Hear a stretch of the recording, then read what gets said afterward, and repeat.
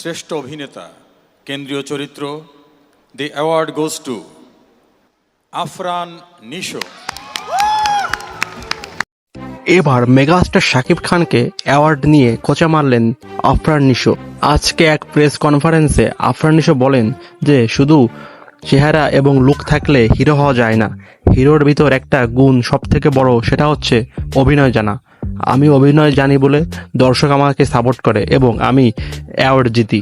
তিনি আরও বলেন যে আপনারা যাদেরকে মেগাস্টার বলে দাবি করেন তাদের পারফরমেন্স দেখুন এবং তাদের কতগুলো অ্যাওয়ার্ড আছে সেটা দেখুন। তিনি আসলে এই মন্তব্যটি শাকিব খানকে করছেন। এখানে পরিষ্কার বোঝা যাচ্ছে যে আফরান নিশো শাকিব খানকে ছোট করার জন্য এসব কথা বলছেন। তিনি আরও বলেন যে আমার যে কয়টি অ্যাওয়ার্ড আছে সেই কয়টি অ্যাওয়ার্ড একজন মেগাস্টারের ঘরে নেই। আমি সবসময় চাই যে অভিনয়ের মাধ্যমে মানুষের মন জয় করতে, কিন্তু আপনাদের নাম করা শুধু মেগাস্টাররা তাদের লুক দিয়ে এবং ভুলভাল অভিনয় দিয়ে আপনাদের মন জয় করে থাকে। মেগাস্টার শুধু নামেই, কামের বেলায় কিছুই না, এই কথা বলেন আফরান নিশো। এ কথা থেকে বোঝা যাচ্ছে আফরান নিশো বলতে চাচ্ছেন যে তিনি বাংলাদেশের সব থেকে বড় অভিনেতা এখন, আর তারপরে আর কেউ নেই। তিনি শাকিব খানকে অহেতু ছোট করতে চাচ্ছেন। এই প্রেস কনফারেন্সের পর থেকে বাংলাদেশের সোশ্যাল মিডিয়াতে পুরো আগুন লেগে গেছে।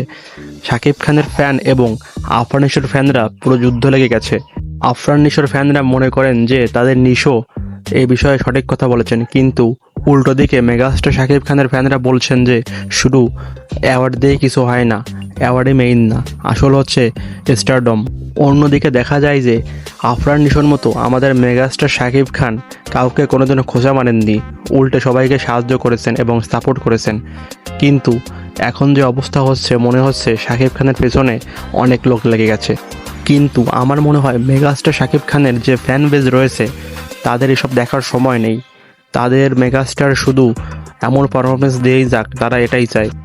আর সারা বাংলাদেশ জানে যে মেগাস্টার শাকিব খানের কতটা ফ্যান বেজ রয়েছে এবং তার স্টারডম কতটুকু। তাই এইসব ফালতু জিনিস নিয়ে আমাদের না আলোচনা করলেও চলবে। আর আমরা চাই যে মেগাস্টার শাকিব খান যেন আমাদের এরকম ধরনের মুভি আরও দিয়ে যান। তাহলে আপনাদের এ বিষয়ে কী মতামত নিশোর বক্তব্যে অবশ্যই কমেন্টে জানাবেন। ধন্যবাদ।